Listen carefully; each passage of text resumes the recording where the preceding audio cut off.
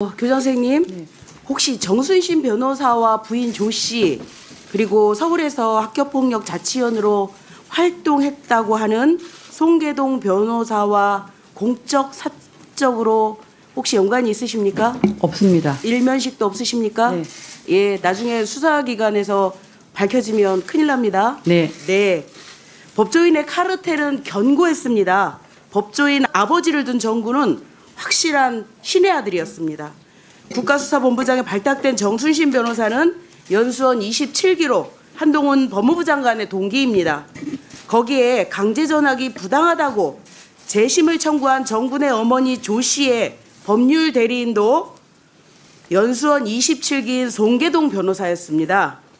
폭력으로 하나의 인생이 무너지는데 이 법조인들은 가해자 아들과 동기 아들을 구하겠다고 온갖 법기술을 이용해 강제 전학을 무마시키기도 했습니다. 개탄스럽습니다.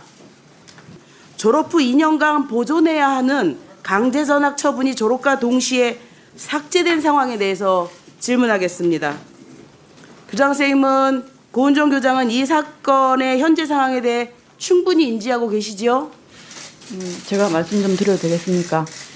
충분히 인지하냐고 물었습니다. 충분히는 모르겠지만 제가 알고 있는 내에서는 답변하겠습니다. 네. 2019년 9월 1일자로 부임하셨지요? 네. 예. 그러면 발령 후에 정군이 2019년 2월에 전학을 왔고 4월에 강제 전학 집행정지가 대법원에서 최종 패소한 사건에 대해서 알고 계셨습니까? 모르고 있었습니다. 그럼 부임 와서 뭐 하셨어요? 학교 폭력으로 그것도 민사고에서 반포고등학교로 전학한 학생의 사건에 대해서 알았느냐라는 거예요. 몰랐습니다. 발령해서 몰랐어요? 네. 몰랐으면 교장의 자격이 없는 거죠. 그렇죠? 많습니까? 반포고에 이런 학생들이 몇 명이나 됩니까? 발령 당시에 학폭으로 학교에서 이렇게 보호를 받고 있는 아이들이 몇 명이나 됐습니까? 모릅니다. 잠깐만요. 저 발언 중지 좀 시켜주시면 안 될까요? 중지라니. 교장쌤, 무슨 교장쌤 발언을 그렇게 해요? 그런 거를 모르면 교장이 왜 있어요? 왜 있어요? 그 자리에. 이게 무슨 해괴망측한 답변입니까? 학교에 부임을 했으면 적어도 학교 폭력이라는 것 때문에 전학을 왔거나 그 학교에 학교 폭력으로 인해서 관리받고 있는 아이들이 얼마나 있는지는 확인을 하셔야지 교장 아닙니까? 그 학생을 기본적으로 집중적으로 관리를 한다고 하면 그건 낙인 효과입니다. 뭐라고요? 낙인 효과입니다. 무슨 낙인 효과예요? 교장 선생님이 잘 알고 그 아이들에 대해서 어떻게 하면 개선을 잘 아는 사람은 학급 담임선생님이시고요. 그런 의무 없다 이렇게 말씀하시는 거죠? 그렇게 말씀드린 예, 적은 없습니다. 그렇게 알아듣겠습니다. 학교에서 학폭에 관해서 무슨 일이 일어난지 학교장은 몰라요. 이 답변을 지금 하신 거예요. 아닙니다. 그 답변 하신 거예요. 아닙니다. 뭐가 아니에요? 그 답변 하신 거지. 왜 몰라요? 넘고요. 문제가 되는 학폭 기록을 삭제하는 학교폭력대책심의위원회는 몇 월 달에 개최하셨습니까? 그때 심의 대상이 몇 명이었어요? 그것도 모릅니까? 심의위원 몇 명입니까? 우리가 9명입니다. 9명입니까? 네. 그중에 학부모 과반수고 외부 인사는 몇 분입니까? 학부모 포함해서 학부모 포함해서 9인데 네네. 학부모가 몇 명이냐고요? 5명입니다. 5명이고 네. 4명은 외부 인사죠. 외부 인사 중에 검사 있었습니까? 변호사 있습니다. 검사 없었습니까? 네네. 변호사 있었습니까? 네네. 변호사 이름이 누굽니까? 그건 밝힐 수 없습니다. 송계동입니까? 아닙니다. 아닙니까? 네. 변호사 이름 확인해 주십시오. 제가 자료 요청했습니다. 이분이 연수원 27기 동기들과 연관이 돼 있지 않다라고 하는 것을 주셔야지 저희가 확인합니다. 아시겠습니까? 법에 의해서 그거는 명단 그러면 공개하지 강원도 못하게 되어 교육청은 있습니다.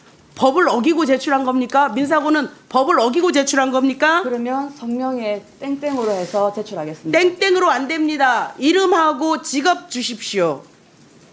자신 있으면 명단 공개하십시오.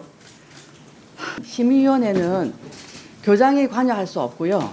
그야말로 아는데요. 교장이 할 수 없는데 추후 보고 받으셨을 거 아닙니까? 네네. 그러니 심의위원회 제출된 서류가 무엇이 있었습니까? 그것도 그 공개 불가입니다.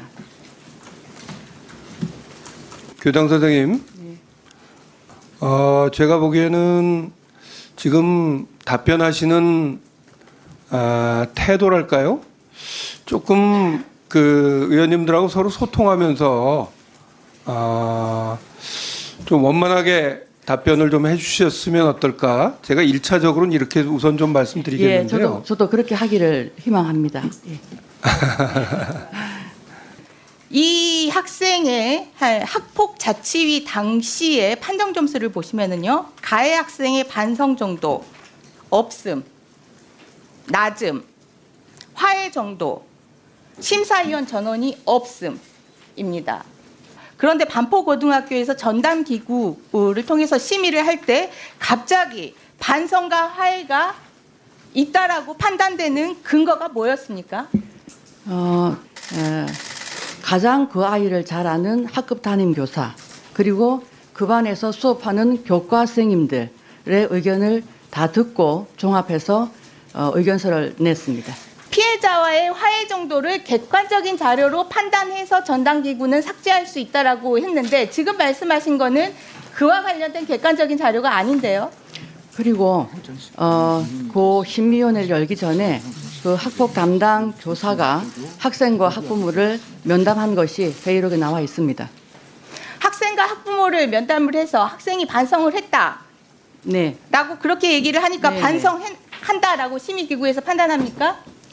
일단 심의기구에서는 만장일치로 삭제를 그러니까 결정을 그 했습니다. 객관적 자료가 뭔지, 뭘 보고 교장 선생님은 납득을 하셨는지, 그리고 지금까지 설명에 의하더라도 피해자와의 화해 정도는 전혀 나와 있지 않습니다. 그와 관련된 객관적 자료 있었습니까? 회의록에 기재되어 있는 걸로 기억합니다. 보셨다면서요. 네, 어떻게 되었습니까? 반성을 하고 있고 앞으로 그런 일이 없도록 하겠다는 그런 내용이 있습니다.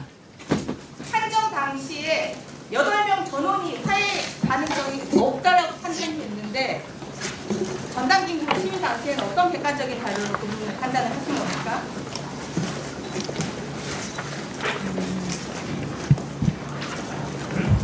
답변하세요. 네, 지금 찾고 있습니다. 그 회의록에 기재되어 있는 것 같다고 지금 말씀하셨잖아요. 네네. 화해 정도에 대해서 어떻게? 회의록은 제가 공개를 못 하고요. 네? 그 회의록은 공개를 못 하고요. 있었다고 봤는데 그 자료는 국회에 못 줍니까? 어떻게 학생과- 교장 선생 말씀을 믿을 수가 있어요? 저도 답답합니다. 학생과 학부모의 동의가 있으면 공개를 하겠습니다. 아 참네. 이거 장관 차관도 좀 잘 들어주세요. 학교 폭력 기록을 삭제했는데 중요한 요건이 있어요. 반성하느냐, 화해했느냐 하는데 그 중요한 입시를 앞두고 반성하냐고 물어보면 반성 안 한다고 답할 사람이 어디 있겠어요? 그런데 화해는 그것과 다르죠. 상호적인 거 아닙니까? 화해가 제대로 이루어졌는지 여부에 대해서는 도대체 뭘 가지고 판단을 했다는 건지 지금 교장 선생님 얘기는 자료는 공개 못 하겠는데 내가 본 것 같다. 우리가 이렇게 넘어갈 수가 없어요. 어떻게 생각하세요? 그 삭제를 하기 위해서는 폭력대책심의위원회 심의를 반드시 거치게 되어 있습니다. 내가 거기 그리고- 요건이 있잖아요. 네, 그 심의 내용 안에는 그 심의는 위원 9명으로 구성되어 있고요. 그 위원들이 서로 협의를 하는 겁니다. 그러니까 예. 반성은 본인한테 물어서 본인이 반성합니다 하면 뭐 사실 여부를 떠나서 그렇다 치고 화해는 어떻게 확인하느냐 말이에요. 화해는 상호적인 거 아니에요. 살펴보겠습니다. 확인해 보겠습니다.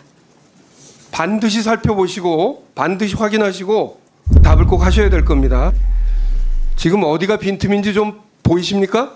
삭제를 위해서는 그 반성과 화해가 필요한데 제가 보기에는 그 과정이 제대로 안 된 상태에서 반성과 화해가 이루어졌다고 하고 삭제했다는 것으로 보여져요. 이게 뭔가 제도적 미비가 느껴지지 않으세요? 지금부터 중요한 사항을 말씀드리겠습니다. 약 1분만 집중해서 들어주길 바랍니다. 제가 유튜브 구독자분들을 위해 특별히 준비했습니다. 이슈 뉴스만 잘 챙겨보셔도 충분히 돈을 벌 수 있는 방법이 있다고 말씀드렸는데요. 이 사진을 보시면 어떤 생각들이 드시나요? 단지 이런 뉴스가 있구나는 생각뿐이라면 잘못 생각하고 계신 겁니다. 그 이유가 무엇이냐면 제가 6월 말 7월 초에 뭐라고 말씀드렸나요? 지금은 바이오에 관심을 가져야 한다라 분명히 계속 말씀을 드리고 투자 쪽으로도 생각을 해봐야 한다고 말씀드렸습니다. 이런 유튜브 영상 썸네일을 많이 보셨을 텐데요.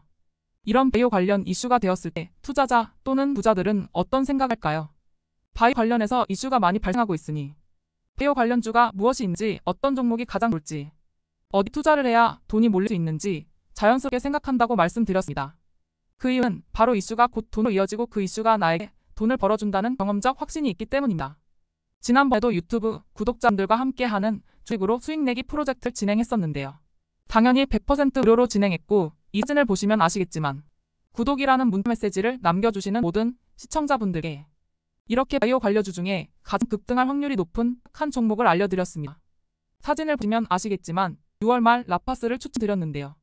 정확히 얼마에 매수하고 어떤 종목을 사야 하는지, 어느 지점에서 팔아야 하는지 이런 부분들까지 여러분들에게 정확히 알려드렸습니다.